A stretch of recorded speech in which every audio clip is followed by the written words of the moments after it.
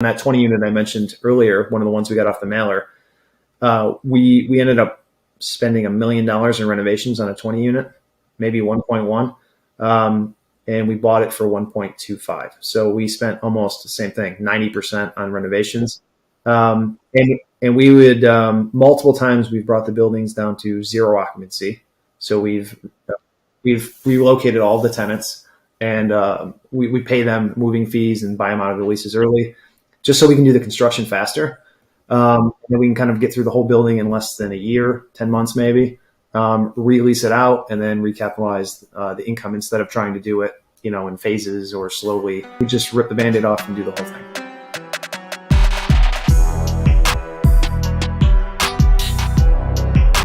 Hey guys, we are here with Brian Green out of Saratoga, New York, who is a ground-up developer of multifamily properties.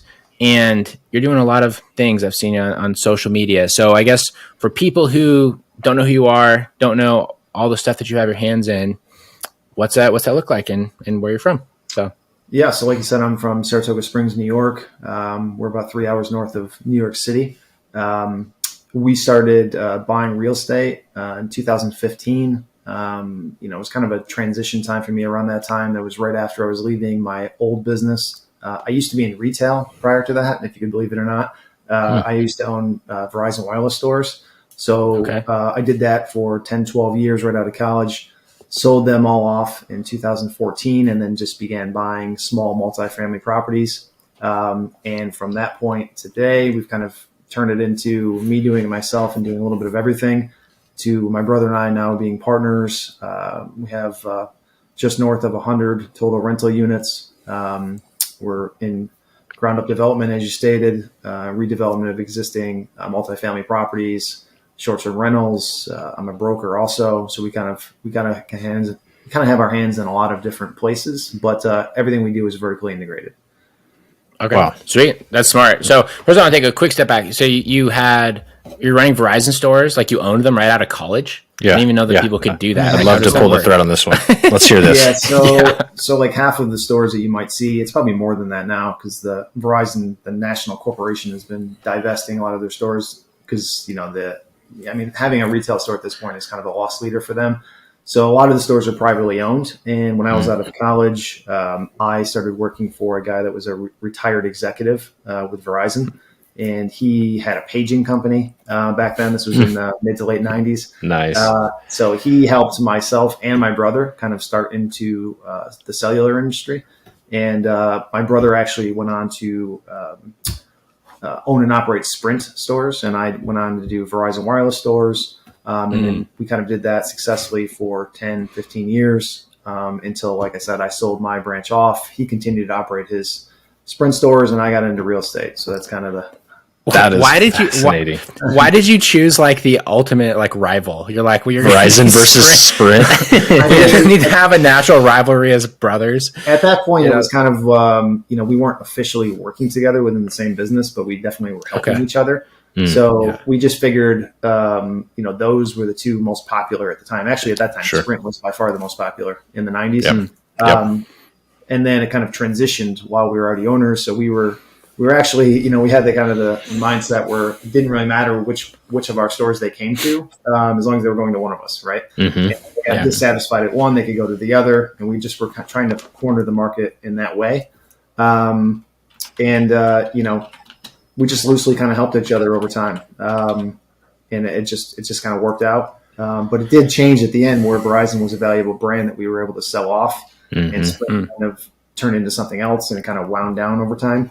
Right. So it was fascinating to kind of see how that transitions through the years that we owned them. Yeah. Fascinating. Yeah, that's cool. I guess in the 90s, you were like an early adopter with that at that point then as well.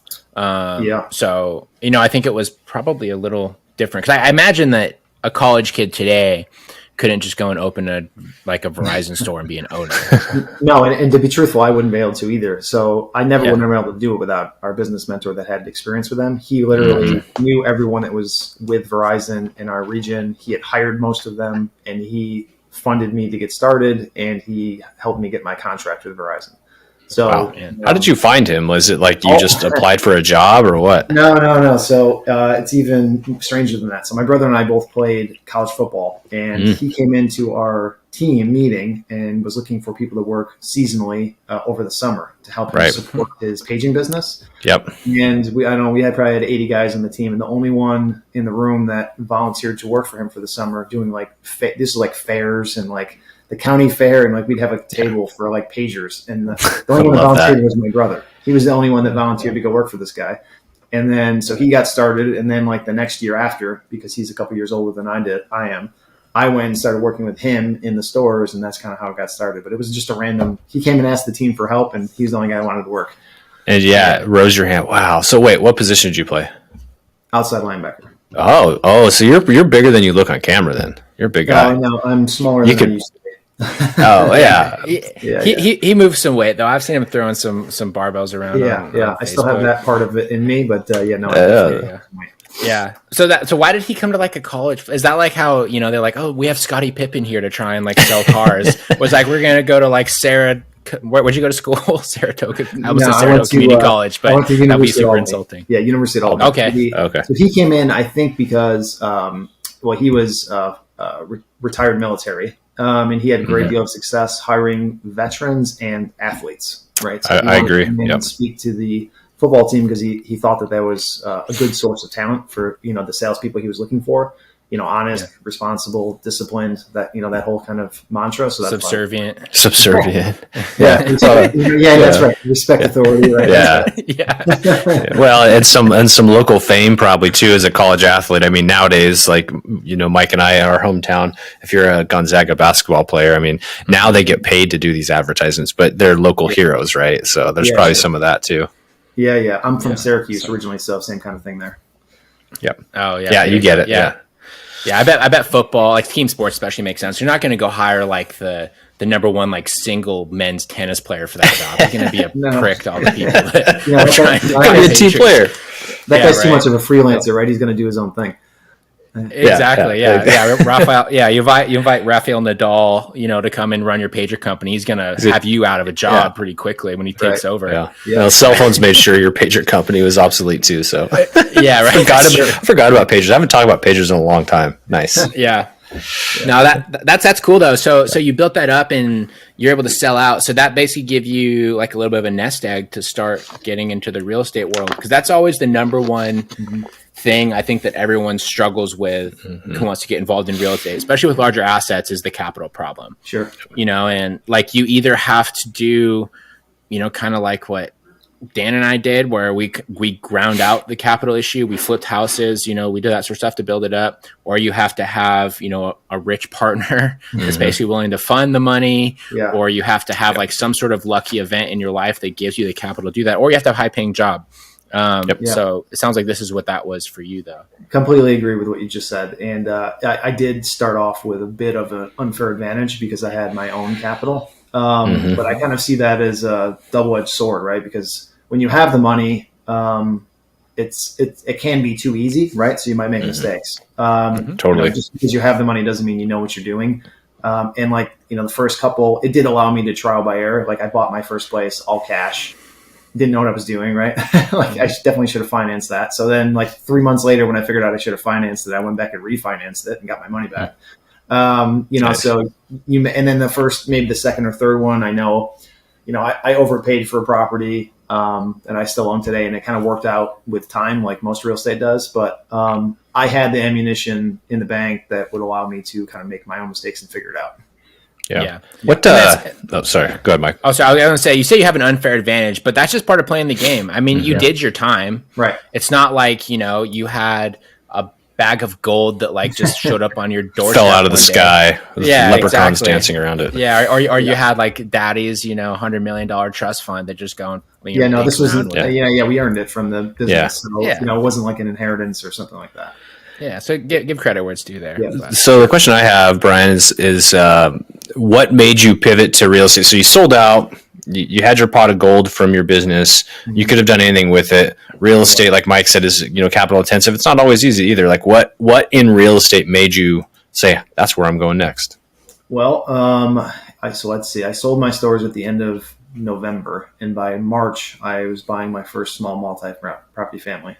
Mm-hmm. So I spent 3 or 4 months trying to figure out what I wanted to do, just reading, listening to podcasts, and real estate made sense to me. I'm also a guy that has never really worked for anybody else, not since high school or very early on when I started working at the paging store.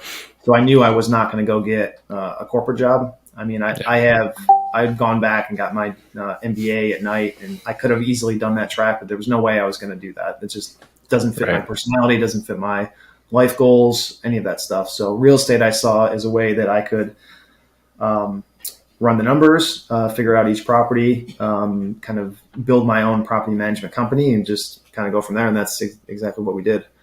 Nice. Perfect. Yeah. So I guess as you got into that found, you started buying properties. What period of time was that? 2015. Like what years? 2015. Also pretty recent. Okay. Yep. So, I mean, back then you were just going mostly through brokers, I guess, to find stuff. Like I guess when you got started, what was that process like for people? Because that's also the second thing that people always ask, especially with how the market's been the past couple of years, is how do you get started finding properties? Where were you finding your deals? Yeah. And, like how did you sort of grow, especially if you parked all your cash in one? It must have taken you a little while to figure out the next steps after that. So at first I was working with an agent that was referred to by a friend. And, I didn't really know if he was an investor friendly agent or not, but he did take the time to go around and show me some properties. So he was able to just set me up on his automatic feed, and I was analyzing properties on my own just through the education that I had acquired in my background, my degrees in finance. So I'm very comfortable with spreadsheets and all that kind of stuff. So my underwriting was fine. So a lot of the leads early on came from him. And then I think by the time it was 2 years in 2017, I got my own agent. I became an agent myself. And then in 2019, I became a broker. So over time, I just kind of took that role over myself. But we also started doing direct mail to owners I think I sent out my first wave of letters in like the end of 16 or 17. And surprisingly enough, it's been pretty successful. I got my first one was a 6-unit building. 70-something-year-old woman owned it. She was moving to Florida. She was self-managing it. So, I got, and then later on, I got a 20-unit here in town. And then just recently last year, we got another 20 unit. So we still continue to do mailers because they're hit or miss, but sometimes they come in good. Can you say that a little bit louder? Because that's our MO too. So our main business is where we have a wholesale business on the residential side. Yep. And, we have like a group coaching program that we do as well, the instant investor program. And we always teach direct mail because Dan and we've done well over 100 deals over the last few years. Just off of mailers. Yep. And everyone's always a skeptic, always, but it does work. And when it does work, the people that come through, they're always motivated because they chose to reach out to you. Yep. Sure. They raise their hand. Much better.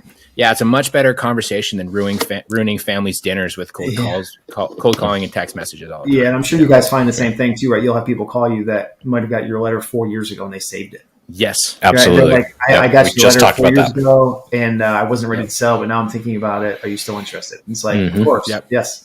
I think what you said, Mike, that was correct, and I think a lot of people overlook it, or why? Because it's boring, right? It's boring. It's methodical. It's slow paced, but that in reality is exactly what real estate is and what it's supposed to be. It's a long game, right? Like, you have to do those little tiny tedious tasks over time, and then eventually if one pays off a year, it's worth all of the letters you sent out. Exactly. And a lot of people too, they don't like it because they're like, I can't believe someone would call you off this letter. Like I would never do that. But like, I don't know. Do you look at like the REI catalog that comes in? It's like the same thing. It's like that is meeting your interest and your need at the time. Right. That's right. Yeah. But So, it's kind of, plus for me, we're so targeted geographically that we only really buy in like our own area. So like when I really narrow down the list from PropStream or wherever to the actual buildings I want to buy, I mean, you're talking about like 400 or 500 buildings. So you could just mail them consistently. I don't have to send out 500 letters, and I just use an online resource to do it. It takes me 3 seconds. It costs like $200, and I can just do it every couple months and change the letter format. It's not really that difficult.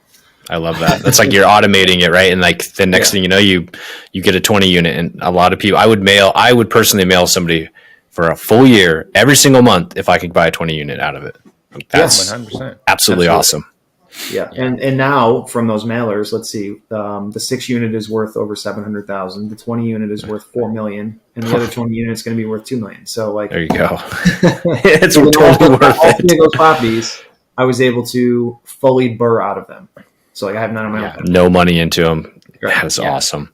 That's great, right? And people too is they always just look at the sunk cost of the marketing because they're skeptics to it, especially if they're new, and they're like, I'm going to spend $2,000, $3,000, $5,000 on this letters, right? And especially because most people are going for like high volume stuff, they want a wholesale, they want to build a large portfolio, whatever, and they're like, well, that money's going out, and they don't feel like it's coming back, but kind of like you said before, it's all about the boring repeated actions. Sure, you spend that $5,000 a month over a year, 2 years, you're $100,000 into your marketing, all said and done.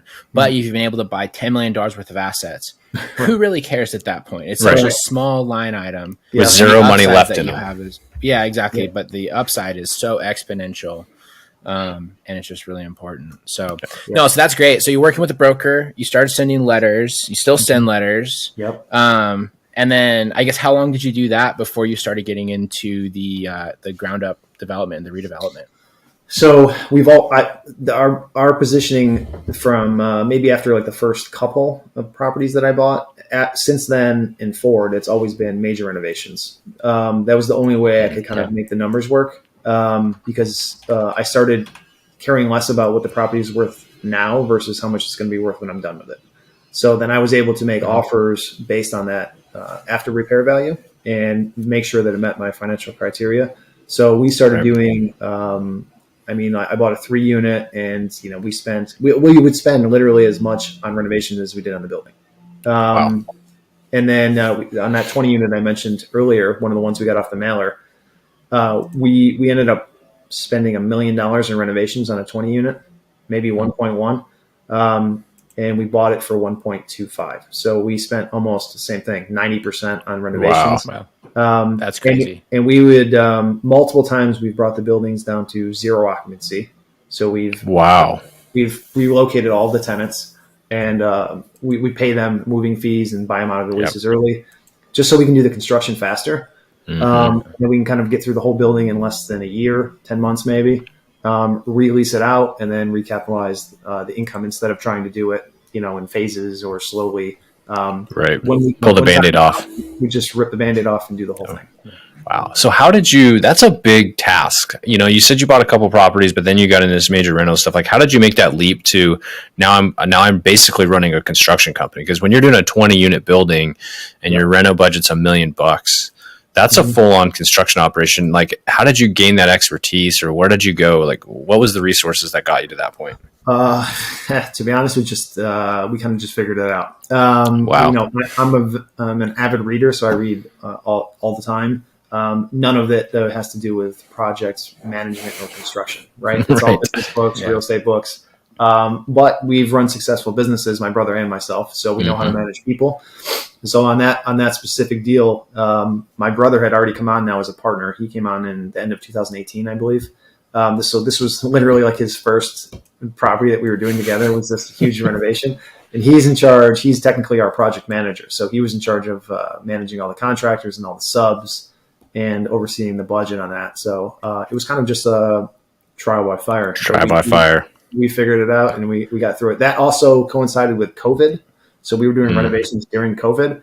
And in New York State, they're a little crazy sometimes. So like we literally had, we were only allowed to have one contractor in the building at a time.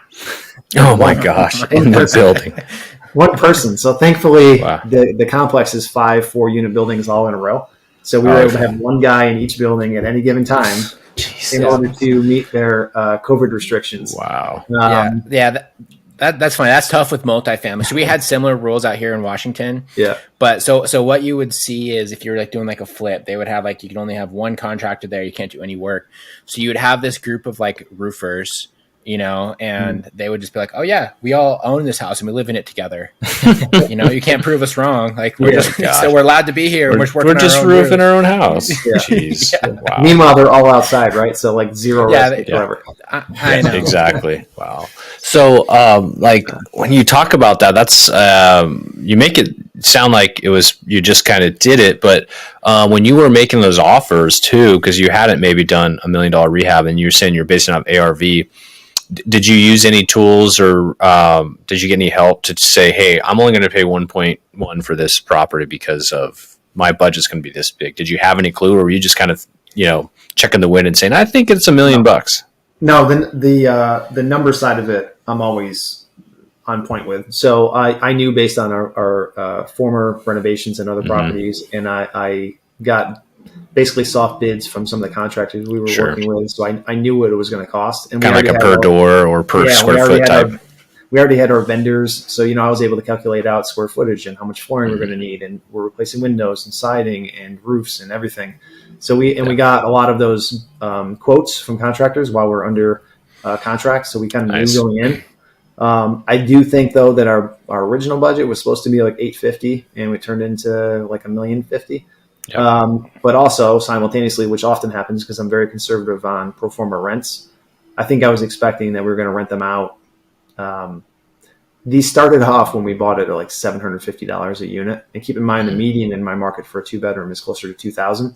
So this was like Class C type buildings, but in like a B location is what it was. So I think we were underwriting to get the rents to like $1,050, $1,100 after renovation, and they actually ended up being like $1,250. Oh, so, right on. So it really didn't matter. It made up for the over expenditure on the budget. Your NOI was so much higher. That's right. Yeah. So I did know how much I wanted to offer. I had talked to this guy for a year through mailers, and just so we negotiated the price down, and it worked out. But I always know the math going in. The math is for a year. Yeah. So what was your follow-up for a year? Was it like every month you just checked in with him, or you sent him another letter, he called you? What did that follow? Because that is so huge right there. I think it turned into 3 or 4 different offers that he either turned down or I wouldn't go up as high as he wanted me to. And then in the end, which is funny, and this has happened before, he actually ended up listing it with a broker to sell it. Mm-hmm. But since he and I had been talking for a year, he and I made a gentleman's agreement that, okay, I'm going to list it with the broker, but I'm going to let you see it before it goes live. And if you can match the price, then it's yours. I said, all right, fine. So basically he gave me first right of refusal when he didn't have to. Nice. So the broker got it, and he was like, all right, you got 48 hours, and this is the price. The price was literally $50,000 more than I had offered him. I'm like, you're like, all right, let's do this. And keep in mind, I'm a broker, so I'm getting back 2.5% commission anyway. So I'm like, it's basically the same price. Goodness. Why did we do this? I love that though. It speaks to the rapport building, and how Mike and I always preach like how important that is to have that relationship with the seller, because he, like you said, he gave you first right of refusal when he didn't have to. And it sounds like it was a sweet deal for you that you landed where you wanted to anyways. Yeah. Or I mean, within a percent. And it's something on a 1% of a huge deal like that. So we ended up getting into the contract immediately, and then we were off from there. Nice. That's awesome. Going back to your renos, one thing I wanted to ask is, you have all those moving parts, you get all the bids and all this sort of stuff. How do you manage all of that? Like, do you have some sort of system that you use, some sort of process? Do you have like a web platform that you use? So, like I said, now my brother's in charge of that division of our company. So he's the project manager. We've recently brought on a project coordinator who works with him. Mm-hmm. And in the last 6 months or so, we've really started narrowing down our systems for construction. Whereas before, we were very excellent at just property management, because we self-manage also. But that's only because I was starting to do that in 2015. So we had like a 5-year runway. And now we have a property manager also that's separate, but all those systems were in place that we didn't have in the construction side. So in the last 6 months, he and his project coordinator, they built out all kinds of construction timelines using Gantt charts. And now we're working through like budgeting models, and they're getting it down so they have scopes of work written out for each part of the apartment. Like they'll have one scope of work that we use for kitchens and one for bathrooms, and this is exactly how we want it. So we're trying to make it extremely defined so that when we go out to get bids, the contractors know exactly what they're bidding on, and we can kind of compare one quote against another, apples to apples. Whereas before, we were kind of vague on the scope of work. We knew what we wanted, but the contractor doesn't know what we're thinking, right? So they're giving us bids, but one guy's thinking one thing and one guy's thinking another thing. So there was an incongruency there. So we're in a constant evolution of systematizing our construction. I love what you're saying there, because one thing I do know about contractors, especially on the commercial side, they make most of their profit on the change orders. And so when you're talking about having a clear scope of work and everybody knows from the beginning what you actually want, there's less room for them to say, oh, no, that's a change order. That's a change order, bud. You didn't spell that out. Even though what was unsaid didn't need to be said, you say it so they can't come back and change order you. Yeah, I mean, a change order is really just an excuse for a contractor normally to increase their price, right? Yep, absolutely. They knew they were supposed to do it in the first place, but it's not written on a piece of paper, so now I'm going to charge you $3,000. Yep. Yeah. So the better off you are at writing your contracts and your scope of work, you get rewarded in that you get the price that you want, right? Right. And I guess for the contractor, maybe he's making a little bit less, but if he knows exactly what he's doing, he can get through it faster, and he makes up for it. For sure. Yep. Yeah. And I think that's a good lesson too for like residential people, because you can take that same principle and take it towards a residential house, like, and I think that's where a lot of people get bit, is that they don't, they have a contractor that shows up, the guy, he's a high school dropout who's like super smooth talking, he can do the whole thing. He's like, yeah, we're going to do this. We're going to do this. Yeah. And then the people don't even necessarily know that the person, the contractor isn't have their best interest in mind necessarily, or isn't even listening to what they're saying, because all he's thinking is, how can I get in and out of this project for as quick, as cheap as possible and make as much profit. Yeah, exactly. Especially on the residential space. I think in the multifamily space, it might be a little bit different because, higher price point, like more room for the contractor to bring in experienced people. When you're doing like a kitchen, it's the difference between the guy that's off the streets or like a sophisticated company can be pretty extensive in cost, but not that different in like process. Sure. Right. And it's hard to tell them apart when they're next to each other potentially. Yeah. But if you have that scope of work that you've built out about exactly what you want the kitchen to look like, what, countertops you want, what kind of cabinets you want, exactly what you want the demolition and process to look like, you're going to come out much better than if you're just like trusting it to a contractor that like promised you that they were going to do a good job and then asked for 75% up front, which for some reason you gave for them. Then you never see him again. Exactly. Yeah.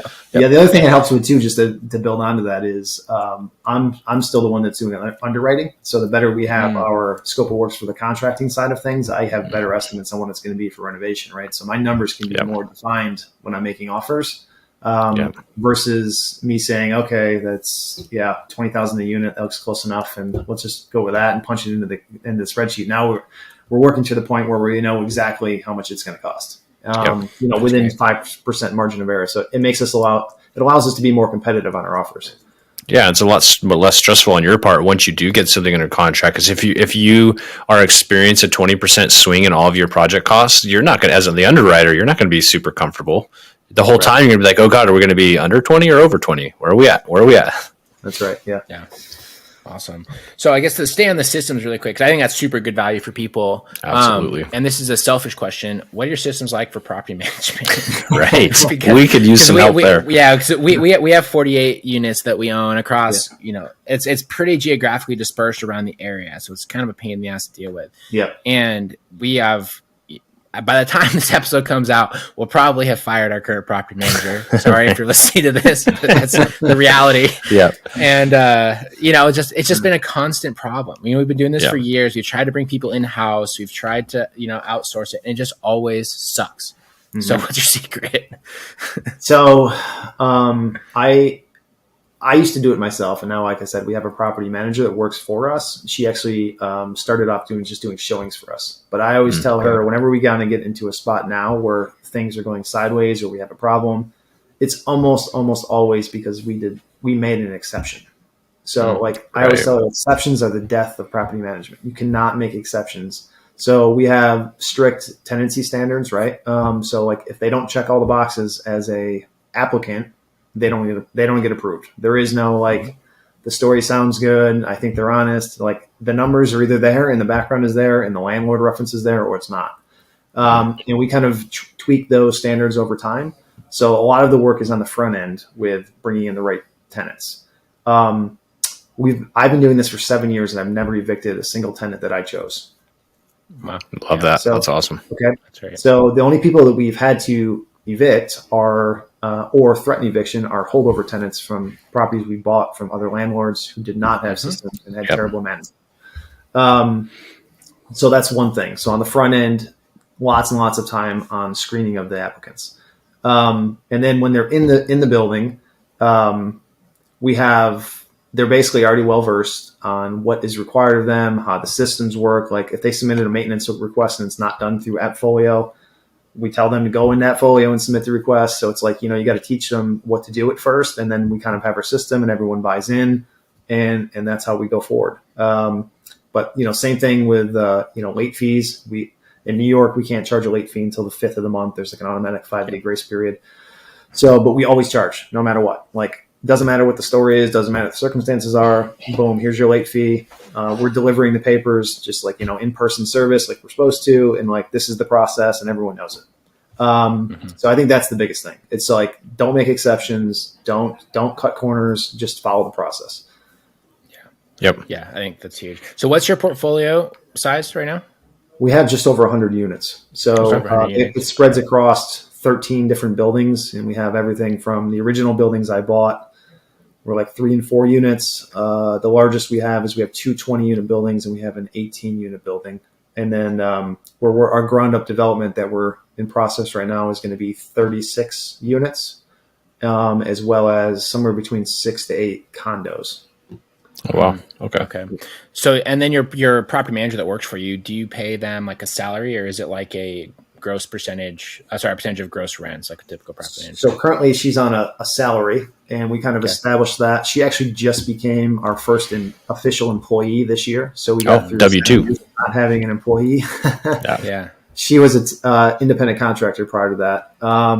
But now it's just to the point where she's full-time, and she's, part of our management team. So she needed to be an employee. So we pay her a flat salary, but she does make profit sharing on the management of our short-term rentals that she manages. Oh, so that's great. She'll get a % of the total sales on our short-term. Nice. Gotcha. That's pretty cool that she's able to do all of that, because we, I guess, technically just in our business have 3 different property managers, one specifically to our short-term rentals, because they are harder to manage, and typical property managers can't manage them. Their systems aren't set up, and I feel for them because their long-term systems are totally different than short-term systems. There's crossover, but the speed at which you have to operate on short-term rentals is so much different. Yeah, we just kind of basically built all of that out this year. We didn't have a short-term rental until June was our first one, and now we have 4 with the 5th one coming online in the next 60 days. Wow. What we're doing is short-term rentals inside of our multifamily buildings. So the goal is to have at least the properties we have that are in the town of Saratoga, because it's a big touristy town. We have the oldest horse racing track in the country. So like in the summer, all of the thoroughbreds come here from Kentucky and all over the country to race. So we have a huge influx of tourism. So our Airbnb business in the summer is great. So we just started building that out over the summer season and now into the fall, where we're doing midterm rentals. But we're in that constant process now. We're trying to figure it out as we go. Right. And actually, we're confident enough at this point on the short term that we're going to start taking on new clients. The first time we're managing for other people starting next year. In the short term business. Only short term, not long term. Wow. Just because, as you know, the revenue and the profit you can generate from managing short terms is far greater than long term. Oh yeah, yeah. Usually we're getting hit with 20% for a lot of people is what they want. Yeah. And also too, the short-term market is inundated with people who don't know what the hell they're doing, but they just want to be able to like travel to Europe after they bought 3 short-term properties. Yeah. Right. But I would imagine there's some opportunity for you to mark up your other services. So say you're just doing a flat 20% plus, then you might be able to mark up your cleaning. You might be able to mark up your maintenance a little bit. I don't know how you're doing. I'm just assuming some of these companies that do it gain quite a few different markup areas because you're constantly turning and fixing and cleaning units too. So yeah, it's fascinating. Yep, absolutely. Cool. Awesome. Well, we're coming up on time, but before we go to our final questions, I did want to hear a little bit more about your development stuff that you're doing. So you're doing ground up development now as well. That's right. Yep. Just to throw one more thing into the fire of all the stuff that you have going on. You always have to keep it interesting, right? Yeah, absolutely. And challenge yourself, right? So this is very exciting for us. So we're buying a property that's just over 2 acres right in town. So it's walking distance to downtown. It has 2 old buildings on it right now, a house and a carriage house, which part of the story here is we're finding out that New York State finds them to be historically significant all of a sudden. Oh, interesting. Never in the past, but now, as of now, when we want to build something there, now they're significant. Of course. So the current iteration of our plan, we're building a 36-unit apartment complex, but now we're going to keep the house and the carriage house, and we're going to move them on the property. So like last week, you're out there with, I don't know if you've ever seen it on TV where they pick up the buildings and they move them. So we had a guy come out last week who gave us a quote on moving the buildings to one of the corners of the lot. And now we're going to do it as a subdivision, and we're going to separate out the house and the carriage house, which we're going to remodel to historical standards and potentially get 40% back in tax credits on the renovation. Oh, that's and then great. We're going to turn those into condos to sell off to recapitalize the project. And then the 36 units will be built on the larger portion of the lot right next door. And this will also be the first time we're going to syndicate a deal, because this will be a much higher dollar value. The total project cost is going to be more like $12 million. So it's above and beyond what my brother and I can self-fund. So this would be the first time we're going to bring in outside investors with equity, which is also exciting and kind of challenging for us at the same time. But anyways, our plan is to build it, build the 36 units, refinance it at completion, where we should be able to get a good stabilized value, and then keep that forever, long term, with us managing it, our property management company. And then the condos, we may have to keep it for 5 years, so we may rent those out for the first 5. There's a 5-year requirement in order to get the tax credits, in order to before you can sell it off. Sure. So we're kind of still working through that model, whether we want to keep it for the 5 or not. But that'll be a liquidity event for our investors at that point, right? Because they're going to get profit from the condo sale.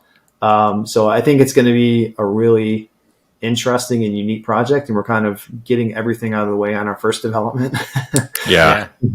We're moving historic renovation. We're building ground up. I mean, it's kind of everything at once. That's fascinating, honestly. So I have a question here for you. So how did this work for you? I know a lot of people, including myself, it's like, okay, I want to develop a big project. Yep. So you found the 2-acre piece of property. Did you just buy that and you're like, okay, we're going to figure this out, and then you happen to be able to get it all the way through entitlement and you're like, yep, we can do this? Or did you do an LOI where you're like, hey, let me just pay you more money on the back end, as assuming we can get through entitlement and we can make these things happen? Because it does sound like you ran into some headwinds there. Yeah, we still are. We're not approved yet. So we're still working. We've submitted everything to the city, but our city takes some time to get approvals. Yeah, of course. Yeah. No, our contract, we are under contract on the property and have been since June, but it's all contingent upon us getting our entitlements. Perfect. That's a huge point for people to understand, is you don't necessarily have to go out and buy this piece of property, pay cash for it, and sit on it for 2 years while you go through entitlements and before you even break ground. That's a really good strategy that Mike and I have heard a couple times now. Yep. Also, very important too, as a side note, is to make sure you have extensions built into that contract. So we have 4 90-day extensions built in, so we can basically buy ourselves an extra 300, almost a year, by contributing more and more deposit as the process goes along, if we need to. Because as you know, probably I'm assuming in your market too, these things, sometimes the city can drag their feet for a year or two, and you need to have that time so you don't get stuck with the contract. Yep. And so then how did you get to the point of understanding you were going to be able to build 36 units? What was that? Is that some designation within the local area per square foot of the lot? Or like, how did you get to that? Yep. So before we even went to contract, we had an engineer take a look at the site survey and interpret the zoning laws in our market. And the way there's just a math calculation, right? Yep.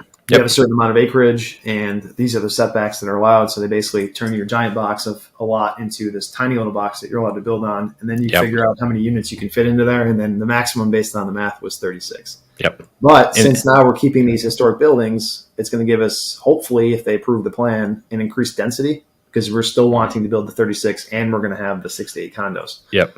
Nice. Yeah. Okay. Cool. Yeah. I love it. Good stuff, man. You're all perfectly vertically integrated from when you started. So You're kicking ass, man. I love it. yeah, man. Awesome.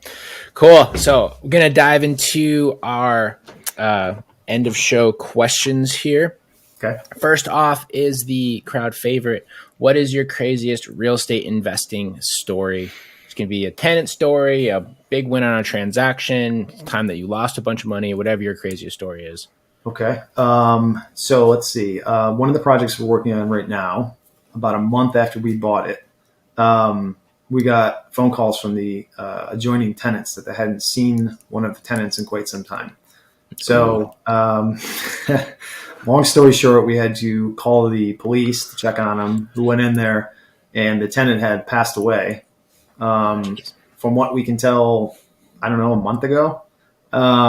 So I did not personally walk in and see it, but we got descriptions from the police officer who went in.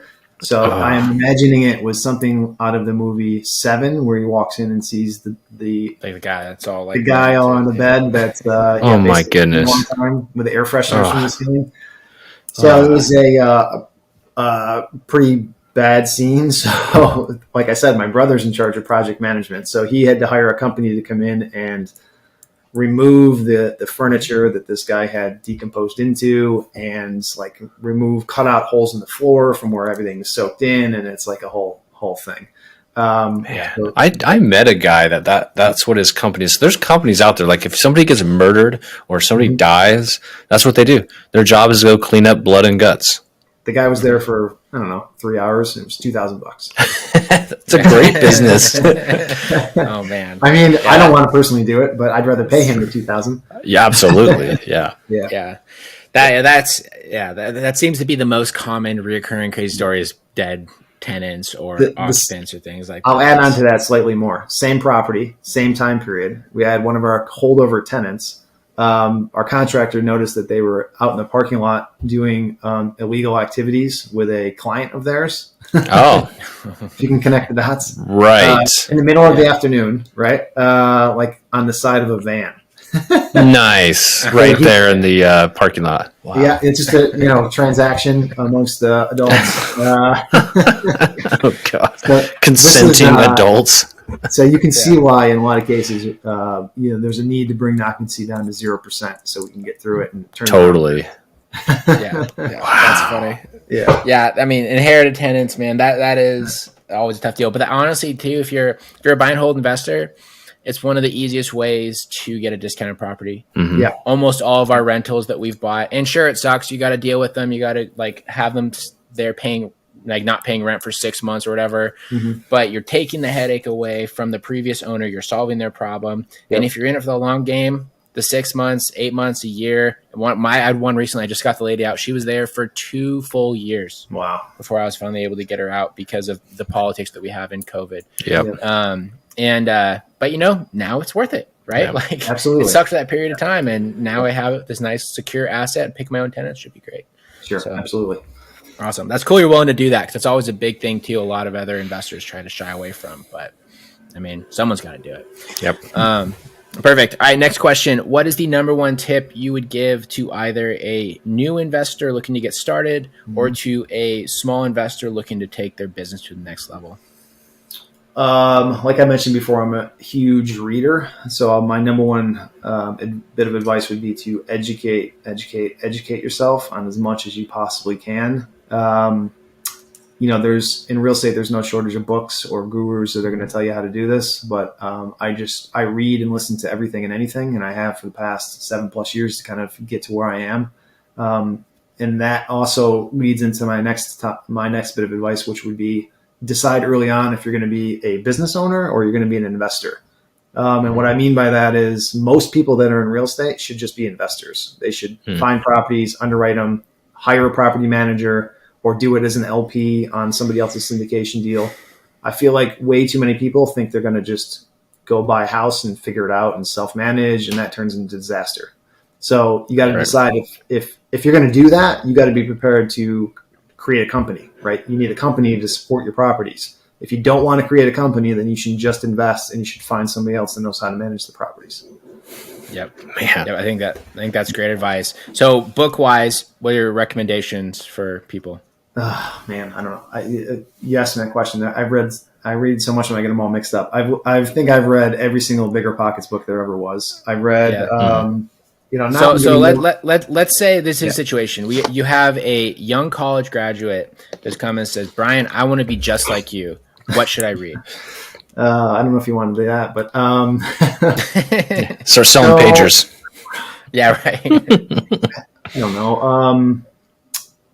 I like, well, for me, I was one of the ones that decided he was going to build a company, right? So I like, what's it? Michael Gerber's book on, what's his book? I'm losing the title now. The E-Myth. The E-Myth, right?